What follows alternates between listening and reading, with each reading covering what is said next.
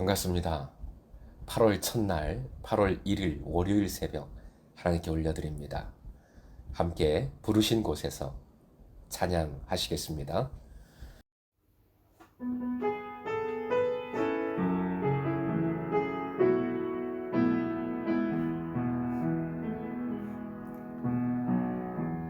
따스한 성령님 마음으로 보내 내 몸을 감싸며 주어지는 평안함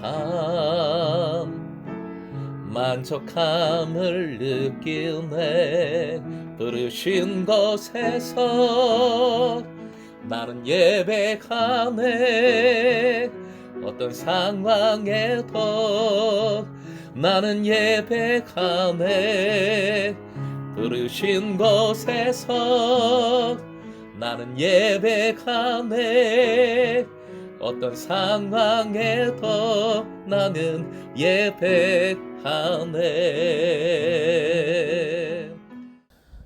오늘 허락하신 하나님 말씀 출애굽기 35장 30절에서 35절까지 30절부터 35절까지의 말씀 함께 읽겠습니다. 모세가 이스라엘 자손에게 이르되 볼지어다 여호와께서 유다 지파 훌의 손자요 우리의 아들인 부사레를 지명하여 부르시고 하나님의 영을 그에게 충만하게 하여 지혜와 총명과 지식으로 여러 가지 일을 하게 하시되 금과 은과 노스로 제작하는 기술을 고안하게 하시며 보석을 깎아 물리며 나무를 새긴 여러 가지 정교한 일을 하게 하셨고 또 그와 단 지파 아히사막의 아들 오홀리압을 감동시키사 가르치게 하시며 지혜로운 마음을 그들에게 충만하게 하사 여러 가지 일을 하게 하시되 조각하는 일과 생홍하는 일과 정색, 자색, 홍색 실과 가는 배실로 수 놓는 일과 짜는 일과 그 외에 여러 가지 일을 하게 하시고 정교한 일을 고안하게 하셨느니라. 오늘의 기도 제목 하게 하시는 주님의 뜻에 순종할 때 계속 소그룹 모임이 충만하게 하소서. 하게 하시는 주님의 뜻에 순종할 때 계속 소그룹 모임이 충만하게 하소서. 성막을 제작하는 사람들에 관한 말씀입니다. 역시 반복되는 말씀들이지만 묵상도 반복해서 할 때 더 깊은 의미들을 깨달을 수 있습니다. 잊지 않고 말씀대로 순종할 수 있습니다.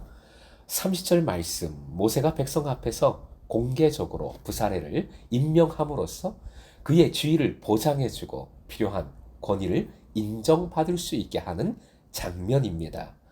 부사렐은 유다의 6대 손이자 르비딤 전투시 아론과 더불어 모세의 손을 붙들었던 자인 훌의 손자이지요.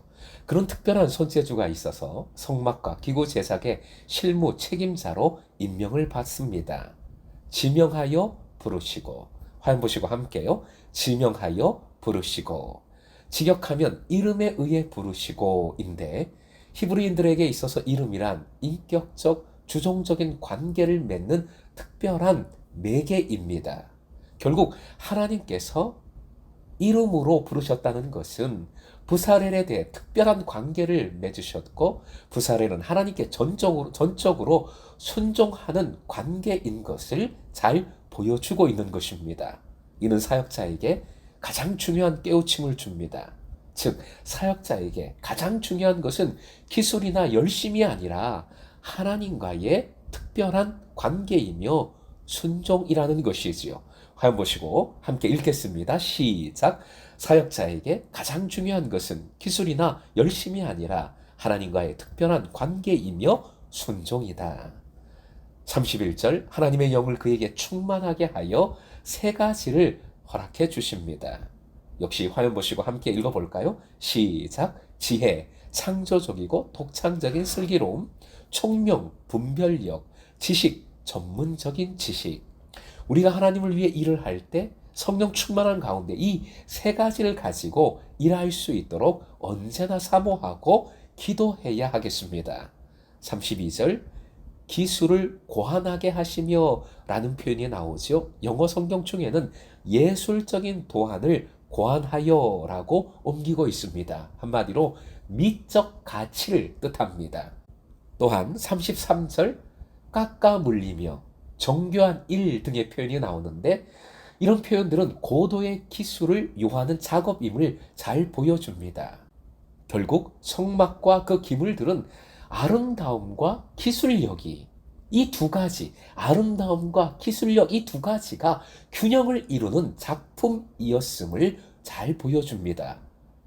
이것이 하나님의 창조 원리입니다. 교회 사역의 현장에서는 경제적인 이유로 미적인 가치가 도외시되는 경우가 솔직히 많습니다. 또 은혜라는 명목하에 기술이 부족해도 그냥 등용하는 경우도 많습니다. 이렇듯 신앙 공동체의 일은 이 두 가지를 균형 잡기가 쉽지 않습니다.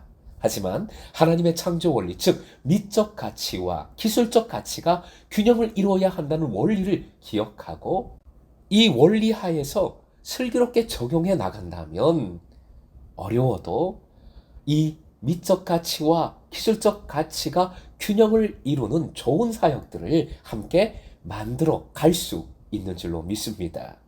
34절 오홀리압이라는 이름이 나오지요. 많이 나온 이름이지요.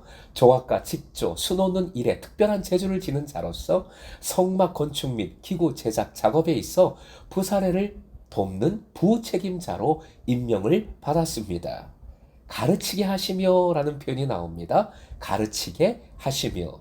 가르침을 받는 대상이 명확히 제시되어 있지는 않지만 문맥으로 볼 때 부사렐과 오홀리압을 도울 지혜로운 자원봉사자들이 가르침의 대상일 겁니다. 따라서 이 두 사람은 제작 실무와 함께 작업을 가르치는 교육도 담당을 한 것입니다. 하나님의 사역은 언제나 반드시 교육, 양육이지요.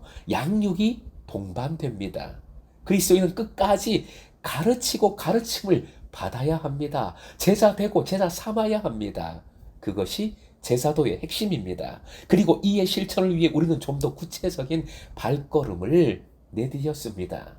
지난주까지 모였던 바로 소그룹 사랑방 모임입니다.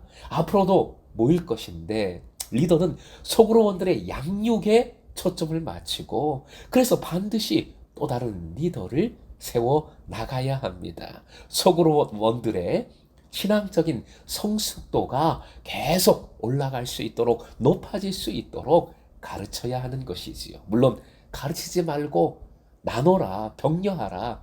요것과는 좀 다른 포인트입니다. 하나님의 말씀으로 양육하라는 것이지요. 그냥 라떼는 말이야 하고 훈수 두는 것 그런 가르침 말고요. 양육, 성숙해 하는 가르침은 반드시 이루어져야 한다는 것입니다. 35절 다시 반복되는 말씀이면서 결론입니다. 화면 보시고 함께 읽겠습니다. 시작. 지혜로운 마음을 그들에게 충만하게 하사. 하나님께서는 부사렐과 오홀리압과 그들이 가르친 이들에게 지혜로운 마음을 충만하게 하사 성막을 만드는 모든 일, 여러 가지 일을 하게 하셨고 정교한 일을 고안하게 하셨다는 말씀입니다. 사랑하는 금성의 제자 여러분, 오늘 본문의 모든 문장은 사역형입니다. 즉 하게 하셨다. 하나님께서 그 모든 것을 하게 하셨다로 모든 문장이 마치고 있습니다. 성막과 관련된 모든 기물을 만드는 것을 전부 하나도 빠짐없이 하나님께서 하게 하신 겁니다. 지금도 주님은 하게 하심을 믿으시기 바랍니다. 지금도 하나님은 교회를 세우시기 때문입니다. 그러므로 교회의 모든 사역자와 리더는 하게 하시는 주님의 뜻을 밝히 깨닫고 순종해야 합니다. 오직 두려운 마음으로 주님의 뜻을 붙들어야 합니다. 더욱 간절한 마음으로 주님을 의지해야 합니다. 우리는 어제까지 7번의 소그룹 만남을 가졌습니다. 개인적으로 좋다 나쁘다 편했다 어려웠다가 있겠지만 편차가 다양하겠지만 이는 사람의 방법이 아닙니다. 목사가 한 것도 누가 시킨 것도 아니고 하나님께서 고안하신 하나님께서 하게 하신 겁니다. 소그룹은 하나님께서 공동체를 세우시는 방법임을 믿으시기 바랍니다. 지혜로운 마음을 그들에게 충만하게 하사라는 말씀이 우리의 기도 제목입니다. 하나님의 영을 충만하게 하사 지혜로운 마음을 금성의 제자들에게 충만하게 하사 무엇보다 모이는 것에 지혜를 다하게 하여 주옵소서. 또 모여 말씀을 나눌 때에 기쁘고 행복할 수 있게 지혜와 총명과 지식을 주옵소서. 그래서 함께 양육되게 하여 주옵소서.